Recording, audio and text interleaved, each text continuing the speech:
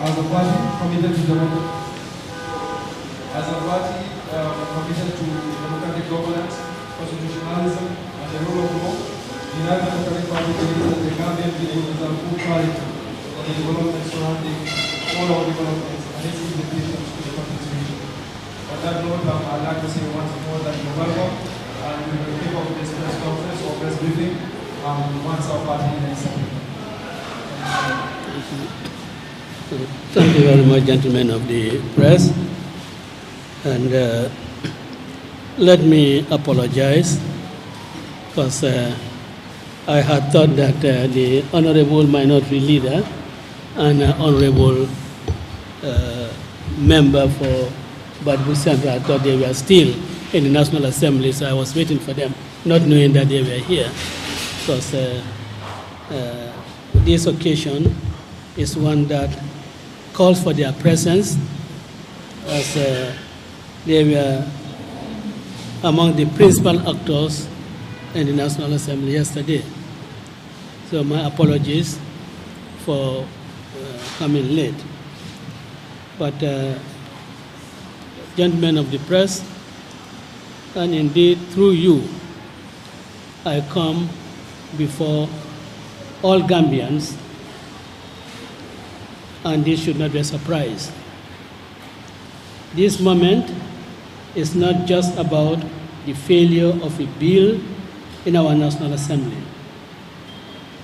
It is about something far deeper, a troubling pattern of failed leadership and betrayed public promises.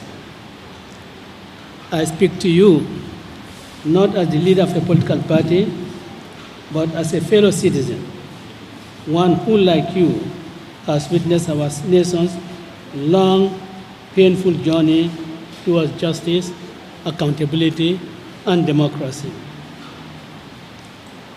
The 2024 Constitution of the Republic of the Gambia Promulgation Bill, introduced by President Barrow, has officially failed in Parliament. But this is not the first time that our nation's hope for constitutional reform has been crossed under his administration. Let us remember clearly, in 2020, the Gambian people were presented with the most inclusive, transparent, and consultative constitutional process in our history. The CRC went to every corner of this country to listen to you, the people. That draft was born from your voices, your stories, your struggles. It was a people's draft, written not in isolation, but in collaboration with the citizens, experts, and civil society. Yet, it was President Barrow and his government who both openly and behind the scenes led the campaign to sabotage that people-centered draft. They withdrew their support. They lobbied against it. And when the time came, their allies in Parliament killed it. The UDP and their progressive voice and other progressive voices stood in full support of the 2020 CRC draft, but we were derailed by those who pledged loyalty to a man above duty to a nation. Let us be honest, those who now champion President Barrow's 2024 draft constitution showed no such urgency when the real people's draft was before us. Had they fought then with the same intensity they fight with now, the CRC draft might have become our constitution. But they didn't, and we must ask ourselves why now? Why this draft? The answer is clear. This is not about the people, it is about power. Now, 4 years later, the same administration that destroyed the people's draft returned with a new document drafted behind closed doors without public consultation and designed to serve one man's political interest, not the national interest. And when this bill reached Parliament, it was the opposition parties who stood firm, who said no to exclusion, no to manipulation, and no to self-serving government. We did not reject reform. We rejected a process that bypassed the people and undermined our democracy. Let us call this what it is: betrayal repeated. First, they rejected the constitution written by the people. Then, they tried to impose one written for themselves. Time and time, the National Assembly members under the NPP and their allies have proven themselves unreliable. They make promises they do not keep. They shake hands in public only to break trust in private. Their loyalty is not to the nation, but to political survival. No negotiation can survive beyond the second reading, not when it rests on their word.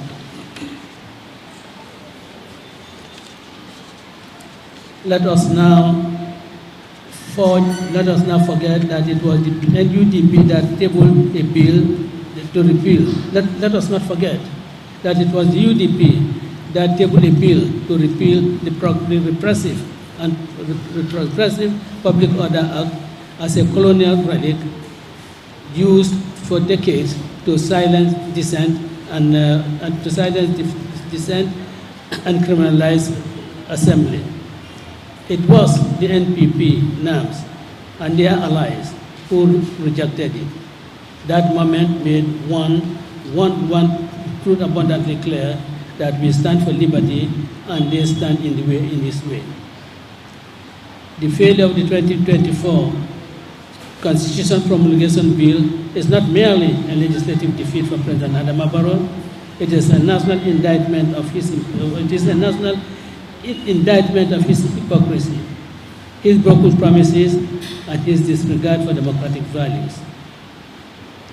To those who argue that a flawed 2024 Barrow draft is better to remain stuck with the Jammeh-era 1997 Constitution, I understand the temptation to settle for what seems like the lesser of the two evils. That may be political expedient, but it is not right. A constitution is the most important legal and moral compass of a nation. It defines who we are and what we aspire to become as a nation in the community of nations. We cannot accept a process where a president unilaterally discards a draft that reflected the collective will of the Gambian people, only to replace it with a document crafted behind closed doors by himself and his allies.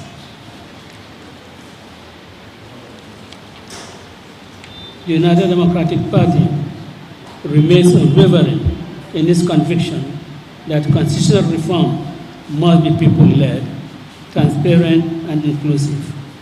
No shortcuts, no secret draftings, no manipulations. We have not forgotten the price paid to arrive at this juncture. Many have sacrificed. Some, like Solo Sanden, gave their lives so we could dream of a new Gambia. A Gambia built on justice, rule of law, and dignity for everyone. Some, like Kaniba Kanye, have been disappeared so that we can have a Gambia whose citizens live in dignity. This is the Gambia that the United Democratic Party has always wanted. And this is the Gambia for which these people have sacrificed their lives. The Gambia that we all aspire to starts with the solid grounding in a constitution that reflects the aspirations of the people. And such a constitution, one can only be attained through widespread consultations with those who matter most. We, the people. The Barrow draft neglected that most basic, but but fundamental first step, and for that we stand opposed to him in his desire to impose his will on the people. We did not fight for change, just to watch it hijacked by those who now seek to entrench themselves in power. Let us be clear, President Barrow had his chance in 2020 to lead the Gambia into a new constitutional era. He squandered it. This second attempt was not a correction. It was a confirmation of his intent to write our future in his own image, without our voice and without our consent. The Gambians deserve better. We must now return to the path we abandoned in 2020, the path of participatory democracy, genuine national dialogue, and constitutional legitimacy. The UDP stands ready to work with all democratic forces to revive the CRC draft with necessary updates where needed at the level of the National Assembly. Yes, always grounded in the consultation and the consensus. To the Gambian people, we say this is not the end, this is a new beginning. Let us rise, not in despair, but with renewed determination. Let us reclaim the reform agenda. Let us defend our democracy. And let us work together to build a constitution that reflects our shared hopes, our deepest values, and the future of our children deserves. I want to thank you for your kind attention, and this is the statement that the United Democratic Party wishes to make on the design failure of the draft constitution, a failure that was designed by President Barrow, because he knew all along that bringing another document to the National Assembly for discussion without really proper consultation, they knew that that would fail. If the draft, 2020 draft, had been brought to the National Assembly, it would have gone to a third reading, and when it goes to a third reading, it would have got the required constitutional votes to subject it to a referendum. But because he didn't want a constitution, he can go on draft one privately with his cabinet and think that they can impose that on the Gambian people.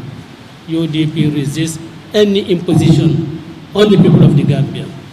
UDP believes that any law, particularly the Constitution, the most basic and fundamental law, cannot be an imposition on the people. It must be one that comes out of the free will of the Gambian people.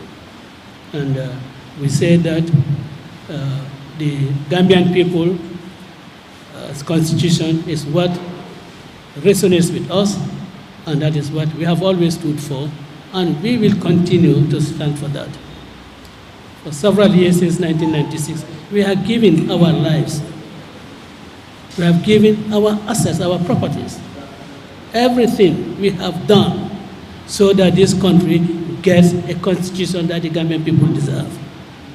We cannot allow President Barrow and his APRC allies to impose on the Gambian people a constitution that we do not deserve. And I want to say that the United Democratic Party does not feel apologetic about the votes that took place in the National Assembly yesterday. It was one that is expected. And if anything happened other than that, we would feel that our National Assembly members have indeed betrayed the Gambian people. And Honorable Minority Leader, Chief Whip, I'd like to congratulate all of you, as well as the North Alliance and the Honorable Member for Janjambure, for really standing with the Gambian people, for really supporting the Gambian people's project and rejecting Barrow's personal project and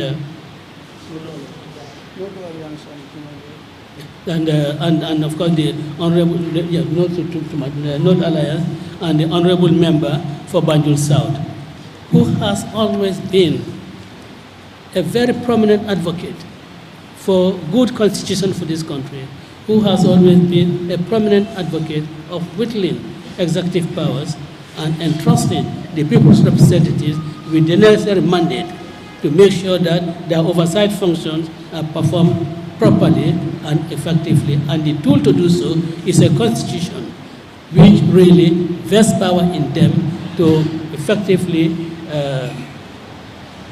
oversee the executive and all other institutions whose activities are subjected to their oversight function. I thank you, and thank you very much, Madam President.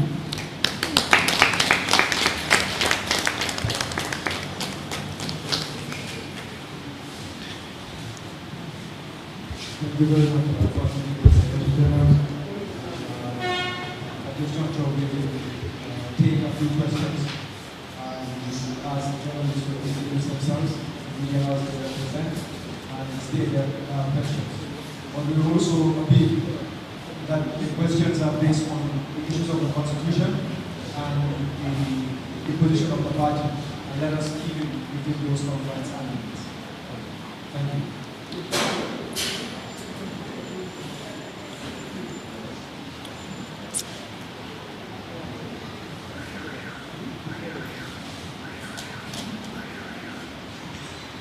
Good afternoon, everyone. My name is Barrow from the Barrow.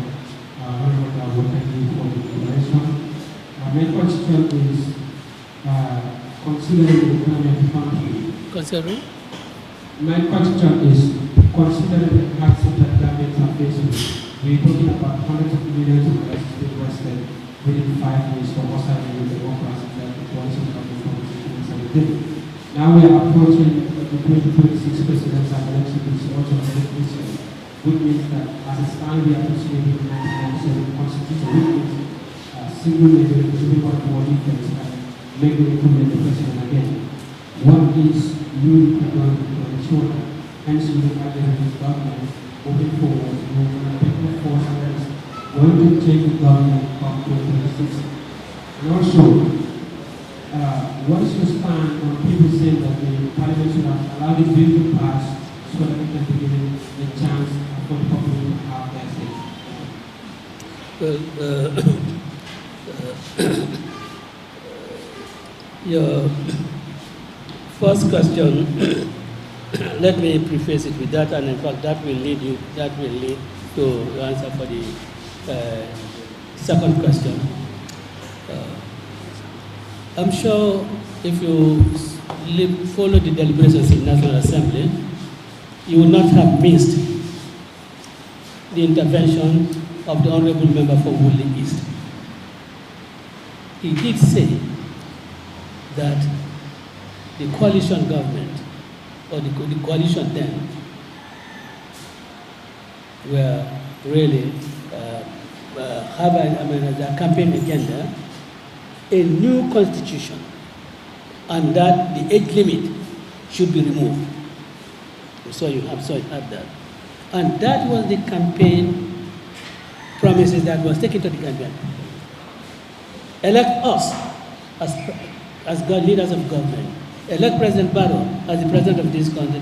And this 1997 constitution, we will do away with it. That was the electoral promise. That has not been adhered to, or that has not been fulfilled. So that is betrayal of the Gambian people. This betrayed his promise to the Gambian people. Now, what we do so that you can defeat President Barrow, I think it's a question for the Gambian people. Are you willing to be guided, or to be guided by the 1997 Constitution? Are you willing to continue living under a government that is corrupt? Are you willing to continue living under a government that is insensitive to your problems? Are you willing to live on a government that just gives false promises and does not really fulfill them? It is for you Gambian people. And we have to really work together. Forget about the personalities of any political leader and focus on the things that matter to us. And what matters is a government that really keeps its promises, a leader that keeps the promises, a leader that is willing to fight corruption, a leader that is prepared to bring in a lean government. You don't want to have too big government, and you do not want to have a president that is too powerful. After all, we are complaining about the 1997 constitution because too much power is vested in the executive. And this is what Barrow wants in his 2024 draft. And we are saying in 2020 draft, no, the executive must be bridled. You can exercise executive power, but there should be limitations. And the trend now is really to have executive control.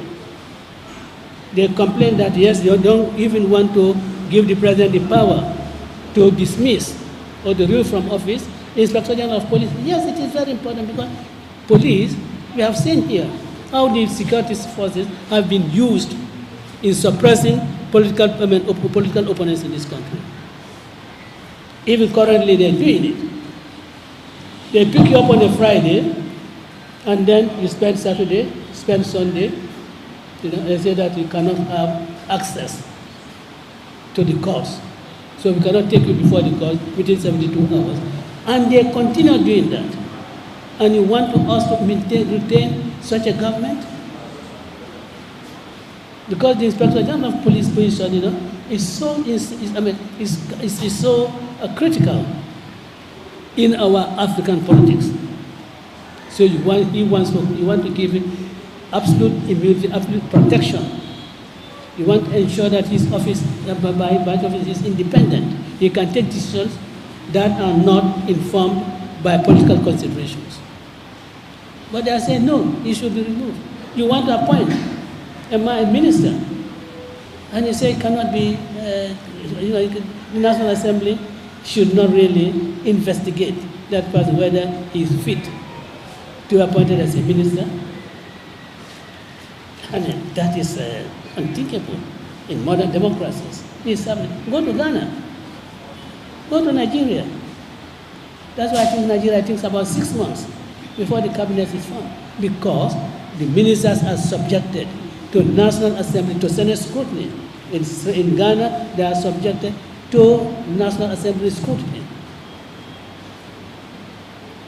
So that you don't bring in, a drug dealer to have him as your Minister of Interior, under whom the Drug Law Enforcement Agency is placed. You want to put competent people there. You don't want to really take a lawyer and make him Minister of Health, because you are questioning the competence of the person in that ministry. So what can be done, because there is this simple majority, is that all of us must get together. We must come together and vote out this government. That is the answer. And this is what we are appealing to all of you. I'm appealing to all of you to give your vote to the United Democratic candidate that will be nominated for the 2026 presidential elections. And we have the pedigree. We have shown the whole world who we are and what we are. Since 1996, we have not retreated.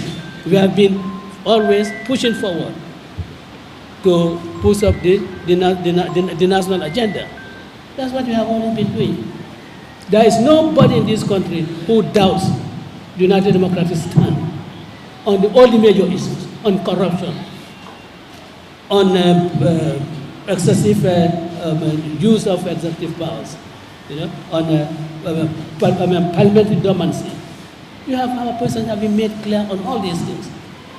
So it will be left for you Gambian people now to decide that, look, yes, the United Democratic Party has spoken to us for quite a long time. We will not make the mistake of rejecting them again. Now, the second question, progress to the National Assembly. Of course, that is what the people are saying. But why didn't they say in 2020 that Barrow and his people should have allowed that constitution to proceed to the consideration stage and ultimately to the third reading? They are not asking that question. Why are they asking of it now? Why now? Why not then? If we are seriously concerned, and we all agree that that 2020 draft is a people-centered constitution. That is the constitution that reflects the aspirations of the Gambian people. Consultations between the Gambia and outside the Gambia was carried out. If Barrow wanted a constitution, he would have told his people, please, let this pass. In September of 2020, when he had made the State of the Nations, that he would have addressed National Assembly members and appealed to all of them and said, please, this draft is coming before you. I ask every member of this assembly to vote for it. On the day the bill was introduced, I went on radio to ask all members of the National Assembly to vote for it. If Barrow had done the same thing, it would have gone for a second, the second would have passed, go to consideration